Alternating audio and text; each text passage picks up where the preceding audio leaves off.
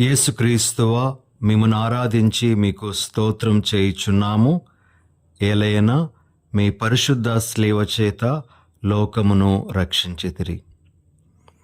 క్రీస్తునాథుని యందు ప్రియ సహోదరి సహోదరులారా, ఈరోజు సెప్టెంబర్ 14వ తారీఖు యేసు ప్రభు యొక్క శిలువ విజయోత్సవాన్ని మనము కొనియాడుతూ ఉన్నాము. ఈరోజు ఆదివారమే అయినప్పటికీ యేసు ప్రభు యొక్క పండుగను మనము కొనియాడుతూ ఉండగా ఆదివార పఠనాలు కాకుండా ఈ శిలువ విజయోత్సవానికి సంబంధించినటువంటి దివ్య గ్రంథ పఠనాలను మనము ధ్యానించటానికి తీసుకుంటూ ఉన్నాం. ఈరోజు మనం ఆలకించే పఠనాలు: మొదటి పఠనము సంఖ్యాకాండము 21వ అధ్యాయము 4 నుండి 9 వరకు. రెండవ పఠనము పునీత పౌలు గారు ఫిలిప్పీలకు రాసినటువంటి లేఖ 2వ అధ్యాయము 6 నుండి 11 వరకు ఉన్న వచనాలు.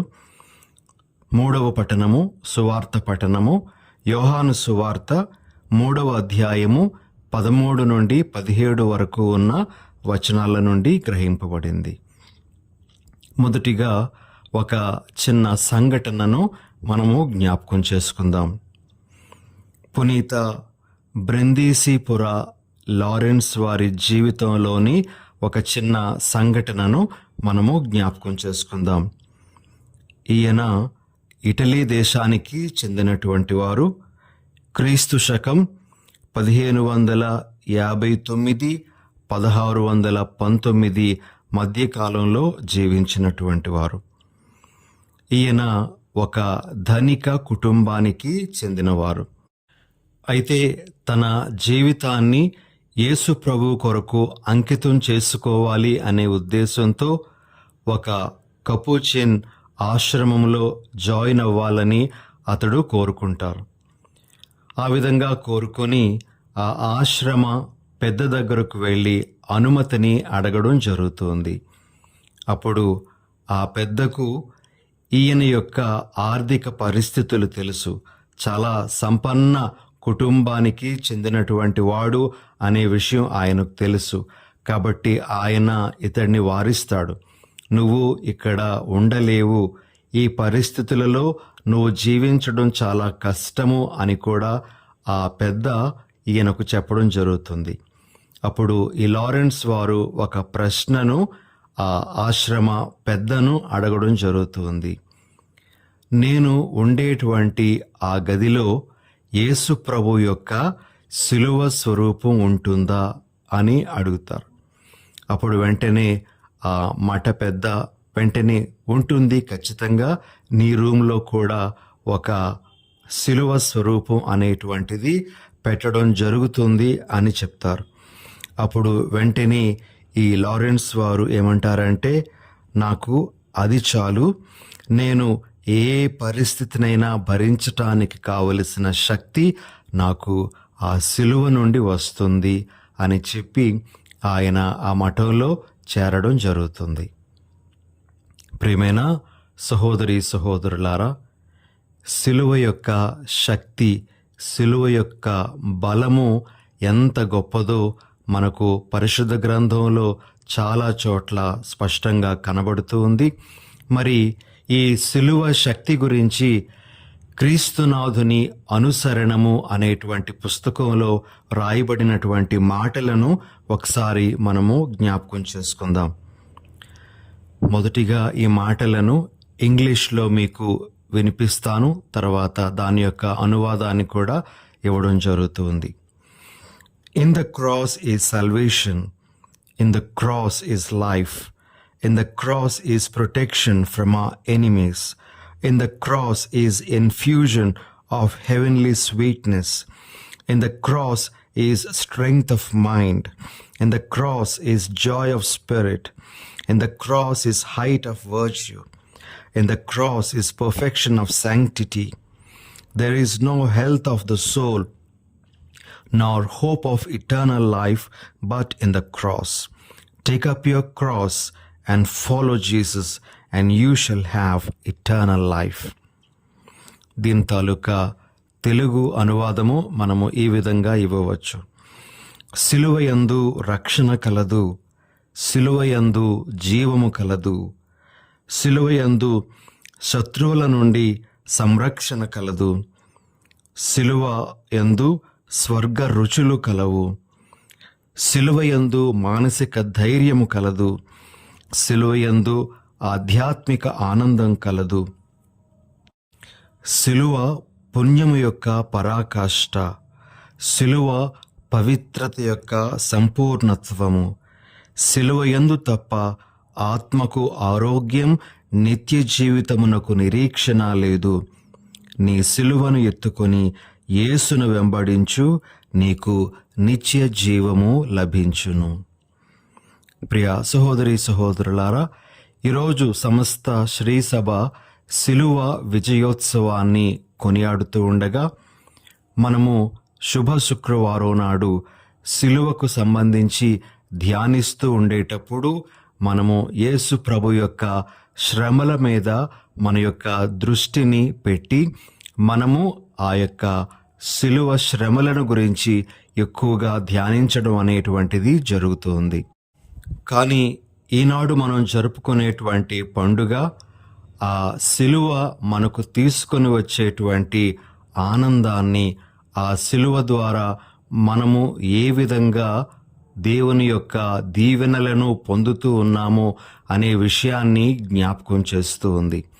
మరి ఈ సిలువ విజయోత్సవం అనేటువంటి పండుగ వెనకాతల ఉండేటువంటి చరిత్రను మనము క్లుప్తంగా తెలుసుకోవడానికి ప్రయత్నం చేద్దాం. ప్రియ సహోదరి సహోదరులారా, క్రైస్తవ్యం ప్రారంభమై 300 సంవత్సరాల వరకు క్రైస్తవులు బహిరంగంగా ఆరాధనలు చేసుకోవడానికి వారికి అవకాశం ఉండేది కాదు. అంతేకాకుండా సిలువను క్రైస్తవ మత చిహ్నంగా కూడా వారు వాడుకోవడానికి అవకాశం ఉండేది కాదు. ఎందుకు అంటే సిలువ ఆ రోజుల్లో ఒక అవమానకరమైన ఘోర నేరస్తులకు వేయబడినటువంటి శిక్ష. అన్యులు ఆ సిలువ సంకేతాన్ని చూసేటప్పుడు అపార్థం చేసుకోవచ్చు అనేటువంటి ఉద్దేశంతో సిలువను క్రైస్తవ మత చిహ్నంగా వాడుకోవడం అనేటువంటిది జరగలేదు. అయితే ప్రియ సహోదరి సహోదరులారా, క్రైస్తవ్యం అనేటువంటిది ఒక విధంగా వృద్ధి చెందటానికి రోమన్ చక్రవర్తి అయినటువంటి కాన్స్టంటైన్, ఆయన యొక్క పరిపాలనా కాలము క్రీస్తు శకము 306 నుండి 337 వరకు, ఆయన ఒక గొప్ప సాధనము అని మనం చెప్పుకోవచ్చు. దేవుడు ఆయనను తన యొక్క సాధనంగా వాడుకొని ఆయన ద్వారా గొప్ప కార్యములను క్రైస్తవ్యంలో చేయించారు అని కూడా మనము చెప్పవచ్చు. దానికి సంబంధించి కొన్ని దృష్టాంతాలను మనము ఈరోజు తెలుసుకోవడానికి ప్రయత్నం చేద్దాం.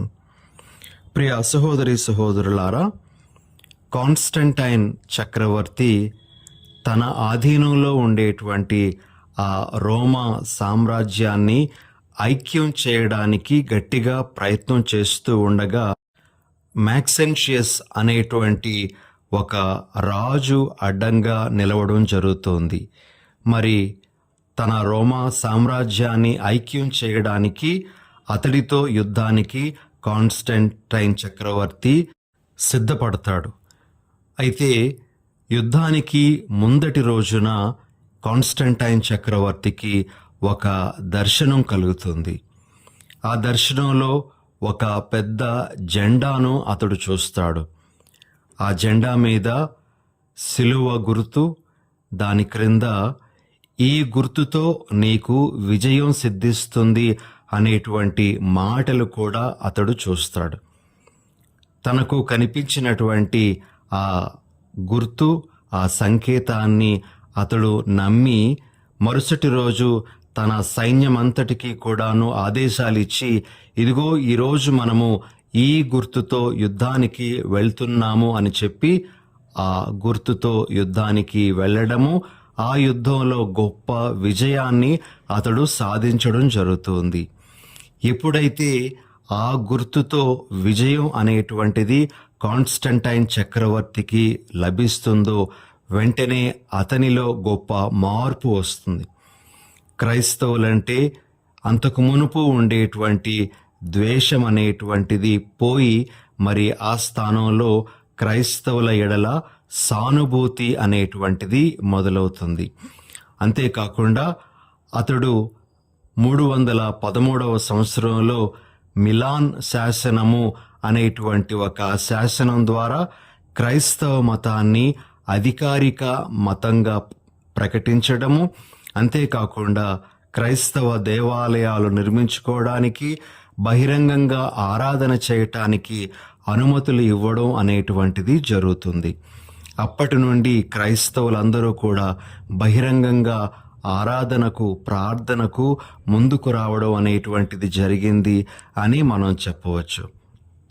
అయితే ఈ దర్శనం గురించి మనము ఎలాంటి అభిప్రాయాలు కలిగి ఉన్నా, కాన్స్టంటైన్ చక్రవర్తికి గొప్ప ప్రేరణ తన యొక్క తల్లి. ఆ తల్లి పేరు హెలీనా. హెలీనా ముందు నుండే క్రైస్తవురాలు. అయితే కాన్స్టంటైన్ చక్రవర్తి తాను చక్రవర్తిగా పట్టాభిషేకం పొందిన తర్వాత తన తల్లిని తన దగ్గరకు తీసుకొని వచ్చి ఆమెను తనతో పాటు ఉంచుకునేవాడు.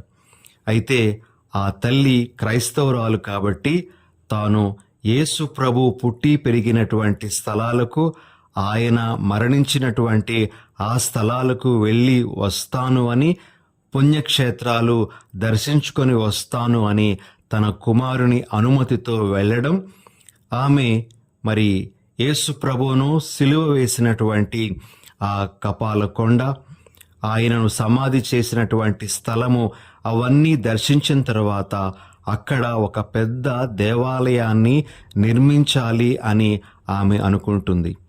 అందులో భాగంగా అక్కడ త్రవ్వకాలు జరిపిస్తూ ఉండగా ఆమెకు 3 సిలువలు కనబడతాయి. ఆమె అనుకుంటుంది, ఈ 3 సిలువల్లో ఒకటి ఖచ్చితంగా యేసు ప్రభు సిలువై ఉండవచ్చు అని. మరి దానిని నిర్ధారించుకోవడానికి ఆమెకు ఒక చక్కటి అవకాశం కూడా లభిస్తుంది. అక్కడే మరణావస్థలో ఉన్నటువంటి ఒక స్త్రీకి యేసు ప్రభు సిలువ వేయబడినటువంటి సిలువను తాకించగానే ఆమె సంపూర్ణ ఆరోగ్యవంతురాలవుతుంది. ఆ మరణావస్థ నుండి ఆమె బయటపడుతుంది. మరి అప్పుడు హెలీనమ్మ, ఇదిగో ఈ సిలువే నిజమైనటువంటి సిలువ అని మరి భావించి తమను దేవాలయాన్ని నిర్మించిన తర్వాత ఈ యేసు ప్రభు యొక్క సిలువను అందులో ప్రతిష్ఠించడం అనేటువంటిది జరుగుతుంది. అప్పుడు ఈ సిలువ విజయోత్సవం అనేటువంటి పండుగ ప్రారంభమైంది అని మన పండితులు చెప్తూ ఉంటారు.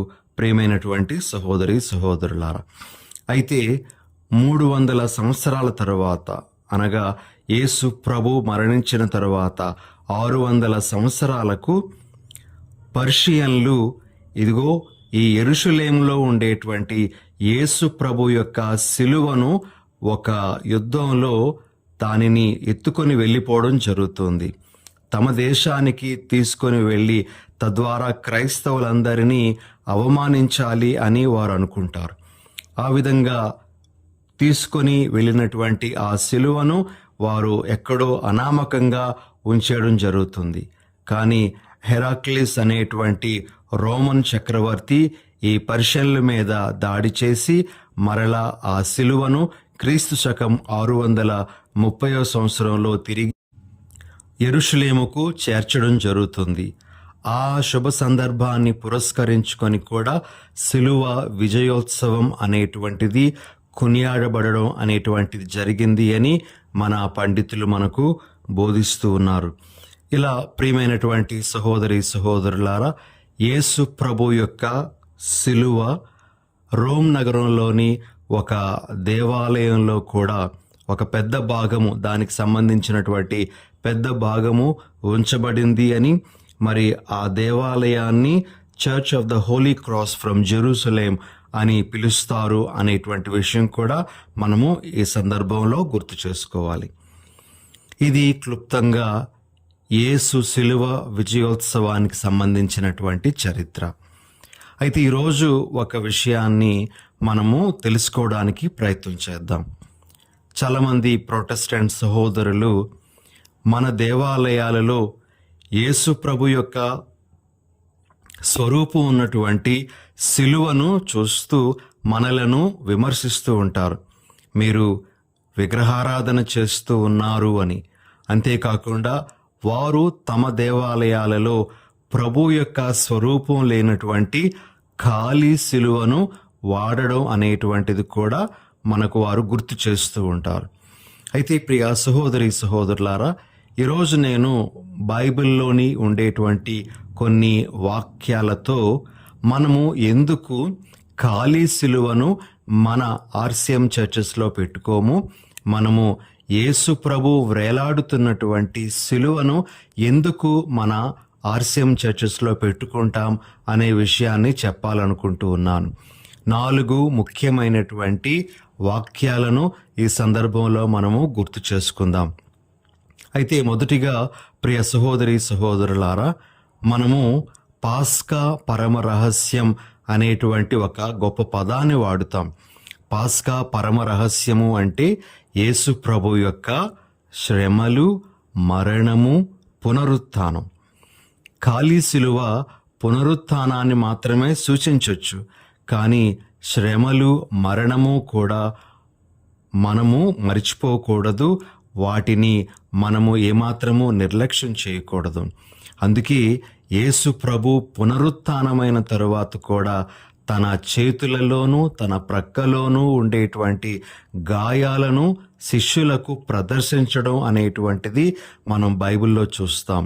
అంటే యేసు ప్రభు యొక్క శ్రమలు, మరణము, పునరుత్థానము ఇవన్నీ కూడా సంబంధం కలిగినటువంటి విషయాలుగా మనము ఎప్పుడు కూడా గుర్తుంచుకోవాలి. ఒక పునరుత్థానాన్ని మాత్రమే మనము పరిగణించకూడదు. ఈ మూడింటికి కూడా సంబంధం ఉంది అనే విషయాన్ని మనం గుర్తించాలి అని ఇక్కడ మనము తెలుసుకోవాలి. అయితే బైబిల్లో ఉండేటువంటి కొన్ని వాక్యాలు మనము ఎందుకు ప్రభువు ఉన్నటువంటి స్వరూపముతో సిలువను ప్రతిష్ఠించుకుంటాము అనే విషయాన్ని మనకు తెలియజేస్తూ ఉన్నాయి. అందులో మొదటి వాక్యము ఈరోజు మనము సువార్త పట్టణంలో విన్నటువంటి వాక్యం. యోహాను సువార్త 3వ అధ్యాయము 14-15 వచనాలు. మోషే ఎడారిలో ఎట్లు సర్పమును ఎత్తెనో ఆయనను విశ్వసించు ప్రతివాడును నిత్య జీవము పొందుటకు అట్లే మనుష్య కుమారుడును ఎత్తబడవలెను. ఈరోజు మనం ఆలకించినటువంటి మొదటి పఠనము సంఖ్యాకాండము 21వ అధ్యాయము 4-9 వరకు ఉన్నటువంటి వచనాలలో మోషే కంచు సర్పాన్ని మరి గడ మీద తగిలించి ఒక ఎత్తైనటువంటి స్థలంలో ఉంచడం అనేటువంటి విషయం గురించి మనము విన్నాం. ప్రియ సహోదరి సహోదరులారా, యేసు ప్రభు స్వరూపం ఉన్నటువంటి సిలువను మన ఆర్సిఎం చర్చెస్లో పెట్టుకోవడానికి గల మొదటి కారణము ఇక్కడ మనకు కనబడుతూ ఉంది. అలనాడు మోషే ఆ కంచు సర్పాన్ని పైకెత్తి పెట్టినప్పుడు పాము కాటుకు గురైనటువంటి వారు ఆ కంచు సర్పాన్ని చూసి బ్రతికిపోయినట్లుగా మనము సిలువ వేయబడినటువంటి యేసును చూసినప్పుడు నిత్య జీవితాన్ని పొందుతూ ఉన్నాము అనే విషయాన్ని జ్ఞాపకం చేయడానికి మనము మన ఆర్సిఎం చర్చెస్లో యేసు సిలువ స్వరూపంతో ఉన్నటువంటి సిలువను ప్రతిష్ఠించుకోవడం జరుగుతూ ఉంది. ఇలా ఇటువంటి సిలువ మన యొక్క నిత్య జీవితాన్ని మనకు గుర్తు చేస్తుంది. అలనాడు ఆ ఇజ్రాయేలీ ప్రజలు పాము కాటుకు గురి అయినప్పటికీ కూడా బ్రతికారు.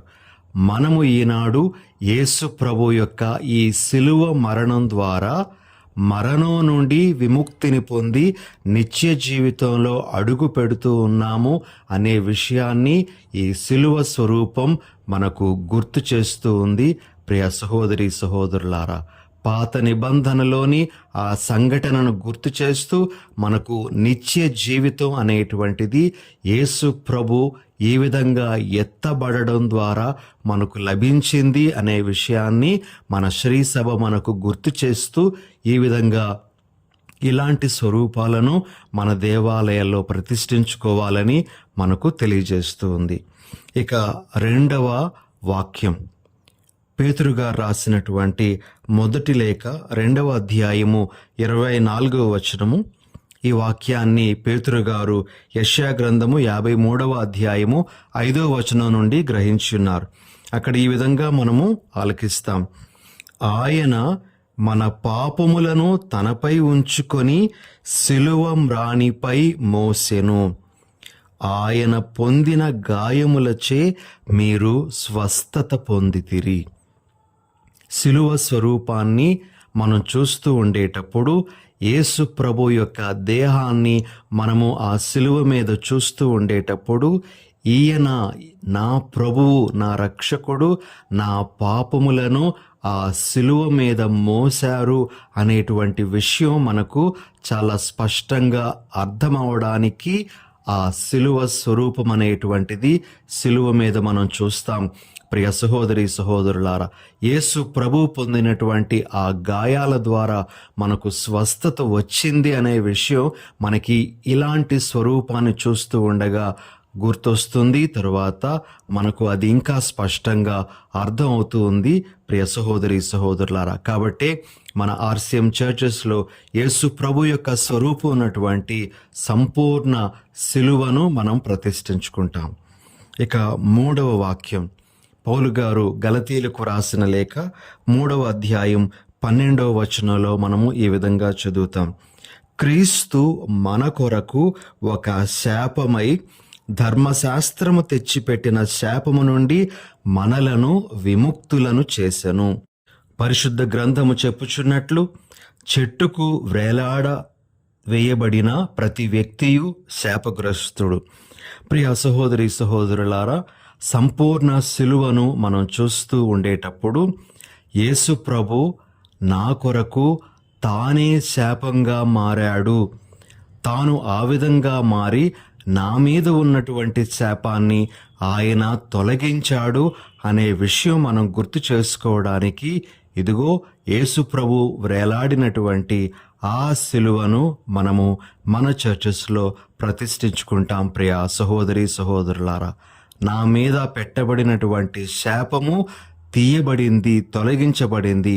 దానికి యేసు ప్రభువే స్వయంగా శాపంగా మారారు అనేటువంటి విషయాన్ని గుర్తు చేయడానికి ఈ విధంగా మన చర్చెస్లో సంపూర్ణ సిలువ అనేటువంటిది ఉంటుంది. ప్రియ సహోదరి సహోదరులారా, ఇక ఆఖరుగా ఇంకొక వాక్యం పౌలు గారు కొరింథీయులకు రాసినటువంటి మొదటి లేఖ 1వ అధ్యాయము 23వ వచనంలో ఈ విధంగా మనం చదువుతాం. యూదులకు ఆటంకమును అన్యులకు అవివేకమును అగు సిలువ వేయబడిన క్రీస్తును మనము ప్రకటించుచున్నాము అని అక్కడ పౌలు గారు రాస్తారు. సిలువ వేయబడిన క్రీస్తును, సిలువ దానికి ఉన్నటువంటి క్రీస్తు, ఈ రెండింటినీ ప్రస్తావిస్తూ పౌలు గారు చెప్పడం జరిగింది. కాబట్టి మనము సిలువ వేయబడినటువంటి క్రీస్తును సిలువ నుండి దూరము చేయలేము. అందుకే మనము మన దేవాలయాలలో సంపూర్ణ సిలువను ఉపయోగిస్తాము అని మనము గ్రహించాలి. ప్రియమైనటువంటి సహోదరి సహోదరులారా, అయితే ఇది ఎవరికో సమాధానం చెప్పటానికని మనము పెట్టుకున్నటువంటి వాక్యాలుగా కాక మనకు మనమే పూర్తిగా నమ్మడానికి ఈ సిలువ స్వరూపం అనేటువంటిది మనకు ఉపకరించాలి అని మనం కోరుకుందాం. మరి ఈ సిలువను చూస్తూ ఉండగా మనము ఏం గుర్తు చేసుకోవాలి? యేసు ప్రభు యొక్క సిలువ స్వరూపాన్ని చూస్తూ ఉండగా మనం ఏం గుర్తు చేసుకోవాలి అంటే, నన్ను రక్షించటానికి నా ప్రభువు ఎంత గొప్ప త్యాగం చేశారు, ఆయన తనను తాను సిలువలో బలి చేసుకున్నారు. ఆయన యొక్క శ్రమల వలననే, ఆయన యొక్క మరణం వలననే నాకు రక్షణ కలిగింది అని కృతజ్ఞతతో మన యొక్క జీవితాలు నిండిపోవాలి, మన యొక్క హృదయాలు నిండిపోవాలి అని సిలువ స్వరూపం మనకు గుర్తు చేస్తుంది. అదేవిధంగా ప్రియ సహోదరి సహోదరులారా, ఈ సిలువ స్వరూపం మనలో నిజమైన పశ్చాత్తాపాన్ని కలుగు చేస్తుంది. నా పాపములు నా ప్రభువుకు ఇంతటి అవమానాన్ని, ఇంతటి ఘోరమైన వ్యధను తీసుకొని వచ్చాయి అని మనము మన పాపాల కొరకు దుఃఖపడటానికి ఈ సిలువ మనకు ఉపకరిస్తూ ఉంది. ఆఖరుగా ప్రియ సహోదరి సహోదరులారా, యేసు ప్రభు యొక్క సిలువ స్వరూపం మనకు నిరీక్షణ కలిగిస్తుంది. సిలువలో వ్రేలాడినటువంటి యేసు ప్రభు పునరుత్థానమయ్యారు. అలానే మనము కూడా ఆయన యందు విశ్వాసముంచిన నాడు పునరుత్థానము ఆయనతో పాటు మనం కూడా అవుతాము అనేటువంటి ఆ నిరీక్షణ మనకు లభిస్తూ ఉంది అనే ఉద్దేశంతో ఈ సిలువను మనము చూడాలి అని మన శ్రీ సభ మనకు బోధిస్తూ ఉంది. మరి ఈనాడు ఆఖరుగా ఈ సిలువ నేర్పించేటువంటి కొన్ని విషయాలను కూడా మనము గుర్తు చేసుకోవడానికి ప్రయత్నం చేద్దాం. క్లుప్తంగా ప్రియ సహోదరి సహోదరులారా, సిలువ మనకు నేర్పించే మొదటి విషయం ఏమిటి అంటే, మనకు త్యాగము యొక్క గొప్పదనాన్ని సిలువ మనకు నేర్పిస్తూ ఉంది. త్యాగం అనేటువంటిది గొప్పవైనటువంటి కార్యాలను మన జీవితంలో సాధిస్తూ ఉంది. మనం చేసేటువంటి త్యాగాలు వృధాగా పోవు అనే విషయాన్ని మనకు సిలువ గుర్తు చేస్తూ ఉంది. రెండవదిగా, మంచికి నీతికి అంతిమ విజయం లభిస్తూ ఉంది అని, మంచికి నీతికి మరణము ఉండదు అనేటువంటి విషయాన్ని సిలువ మనకు నేర్పిస్తుంది. అదేవిధంగా సిలువ మనకు భరించే శక్తినిస్తుంది. అవి శ్రమలు కావచ్చు, అనారోగ్యం కావచ్చు, సమస్యలు కావచ్చు, ఇంకేదైనా బాధ కావచ్చు, దానిని భరించేటువంటి శక్తి ఈ సిలువ మనకు ఇస్తూ ఉంది.